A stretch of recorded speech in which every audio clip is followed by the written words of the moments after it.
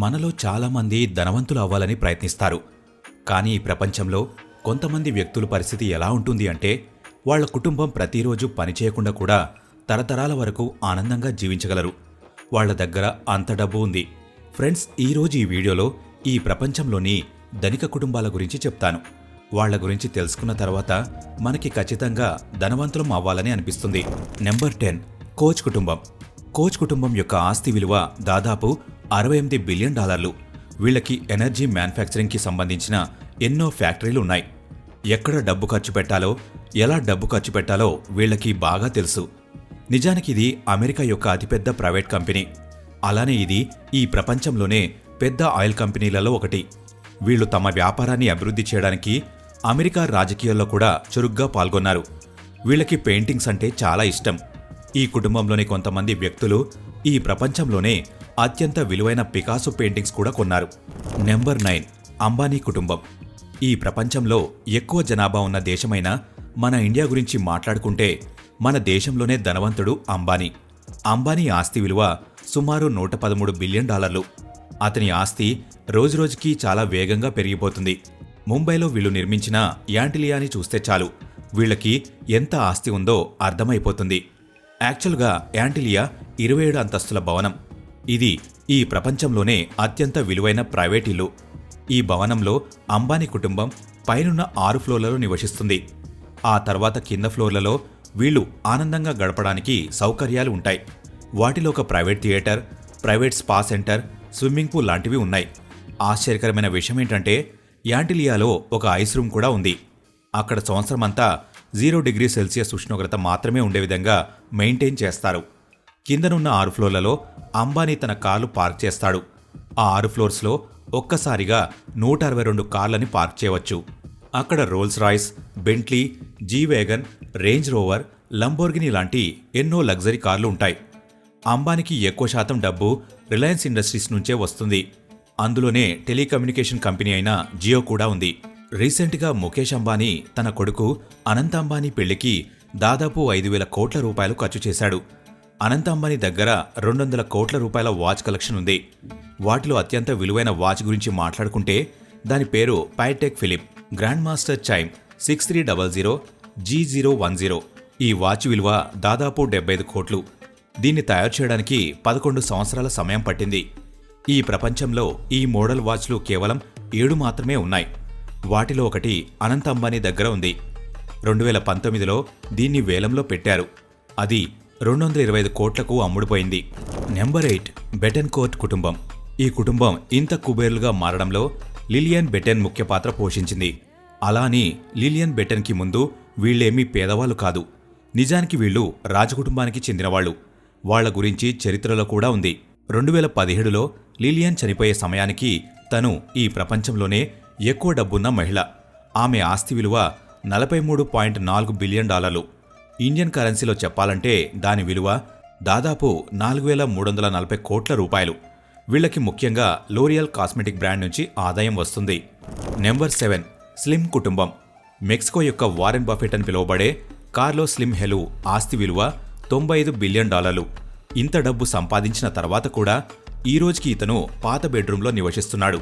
ఇతను తన కంపెనీ నుంచి నెలకి కేవలం $24,000 అంటే దాదాపు 20 లక్షలు మాత్రమే తీసుకుంటున్నాడు. ఇతను ముఖ్యంగా తన దగ్గర ఉన్న డబ్బుని ఇన్వెస్ట్ చేసి మళ్లీ డబ్బులు సంపాదిస్తున్నాడు. నెంబర్ 6, వెర్తిమీర్ కుటుంబం. కష్టపడి ధనవంతులు అవ్వచ్చు, లేదా వేరే వాళ్ల కష్టాన్ని దోచుకుని ధనవంతులు అవ్వచ్చు. వెర్తిమర్ కుటుంబం పరిస్థితి కూడా సరిగ్గా అలాంటిదే. 1920లో పియర్ వెర్తిమర్ అనే వ్యక్తి ఆ టైంలో ఫేమస్ ఫ్యాషన్ ఐకాన్ అయిన కోకో షినాల్తో ఒక ఒప్పందం చేసుకున్నాడు. ఆ డీల్ వెర్తిమర్ కుటుంబం పరిస్థితిని మార్చేసింది. ఈ డీల్ చేసుకున్న తర్వాత కంపెనీకి వచ్చిన లాభంలో 70% వెర్తిమీర్ కుటుంబస్తులే ఉంచుకున్నారు. కేవలం 10% మాత్రమే షినాల్కి ఇచ్చేవారు. కానీ ప్రపంచ యుద్ధ సమయంలో షినాల్ నాజీలతో కలిసి కంపెనీని వెర్తిమీర్ కుటుంబస్తుల నుంచి లాక్కోవడానికి ప్రయత్నించింది. యాక్చువల్గా వెర్తిమీర్ కుటుంబస్తులు యూదుల మతానికి చెందినవాళ్లు. అందుకే నాజీలు కూడా షినాల్కి సాయం చేశారు. కానీ కంపెనీ ప్రపంచ యుద్ధ సమయంలో ఓనర్షిప్ని వేరే వాళ్లతో పార్ట్నర్షిప్ పెట్టుకుంది. ఆ కారణం చేతనే రెండో ప్రపంచ యుద్ధం ముగిసిన తర్వాత కూడా కంపెనీకి ఓనర్లుగా వెర్తిమీర్ కుటుంబస్తులే ఉన్నారు. షినాల్ చనిపోయిన తర్వాత తన షేర్లను కూడా ఈ కుటుంబం సొంతం చేసుకుంది.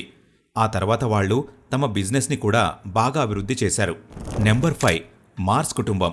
ఫ్రెండ్స్, ఈ కుటుంబాన్ని ద్వేషించని తల్లిదండ్రులు గాని డెంటిస్టులు గాని ఉండరు. కానీ చిన్నపిల్లలు మాత్రం ఈ కంపెనీని చాలా ఇష్టపడతారు. స్నికర్స్, ట్విక్స్ లాంటి ఎన్నో చాక్లెట్లని ఈ కంపెనీ తయారు చేసింది. కేవలం చాక్లెట్ని ఇంకా క్యారమిల్క్ని మిక్స్ చేసి $126 బిలియన్ రూపాయలు సంపాదించవచ్చని ఎవరూ ఊహించలేరు. 1911లో ఫ్రాంక్లిన్ మార్స్ ఇంకా తన భార్య కలిసి చాక్లెట్ బిజినెస్ని స్టార్ట్ చేశారు. మొదట్లో ప్రపంచ యుద్ధం కారణంగా ఈ బిజినెస్ ఫ్లాప్ అయింది. కానీ తర్వాత వీళ్ళు ఈ బిజినెస్లో సక్సెస్ అయ్యారు. ఈ రోజు వీళ్ళు చాక్లెట్లతో పాటు ఎన్నో రకాల రంగాల్లో డబ్బులు సంపాదిస్తున్నారు. 2007లో ఈ కుటుంబానికి సంబంధించిన జాన్ మార్స్ ఇంగ్లాండ్లో మార్బరీ హాల్ ఎస్టేట్ని కొన్నాడు. దాని విలువ $50 మిలియన్ కంటే ఎక్కువ. నెంబర్ 4 వాల్టన్ కుటుంబం. ఈ రోజు అమెరికాలోని ప్రతి వీధిలో మీకు వాల్మార్ట్స్ కనిపిస్తాయి. ఈ వాల్టన్ మార్ట్లు అమెరికాలో చాలా విజయవంతమయ్యాయి. ఈ కంపెనీని మొదలుపెట్టి వాల్మార్ట్ కుటుంబస్తులు చాలా ధనవంతులయ్యారు. 1962లో సైమ్ వాల్టన్ వాల్మార్ట్ని ప్రారంభించాడు. ఈ రోజు 27 దేశాల్లో 11,000 కంటే ఎక్కువ వాల్మార్ట్ స్టోర్లు ఉన్నాయి. వీళ్ళ ఆస్తి విలువ $250 బిలియన్. నెంబర్ 3 ఆర్నాల్డ్ కుటుంబం.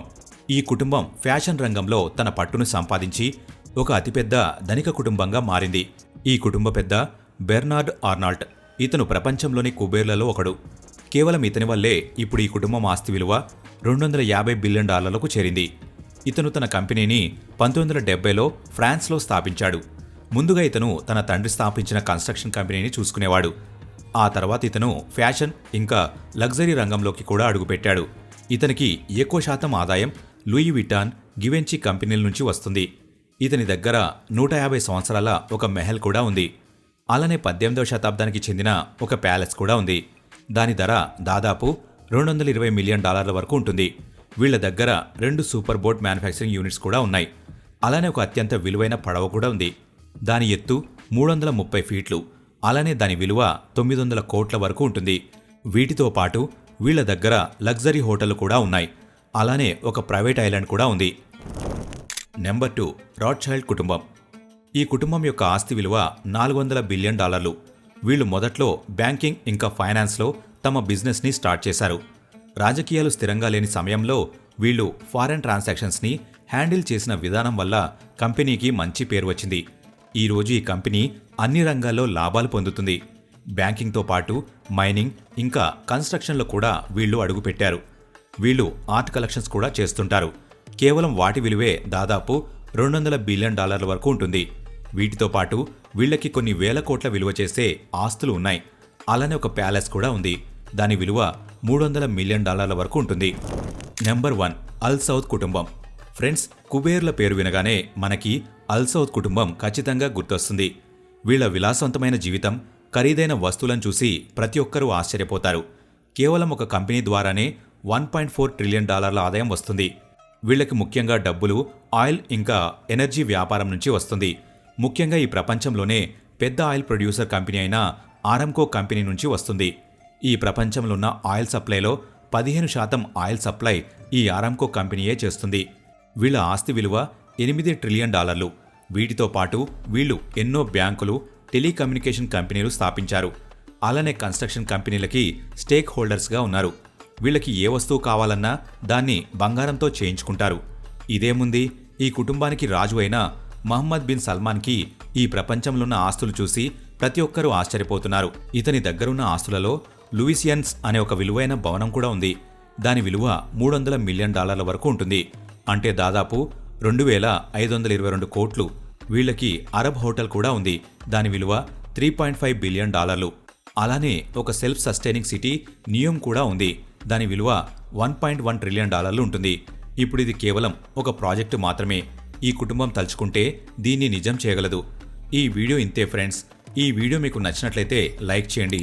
ఇలాంటి మరెన్నో వీడియోస్ కోసం ఇప్పుడే మన ఛానల్ని సబ్స్క్రైబ్ చేసుకోండి.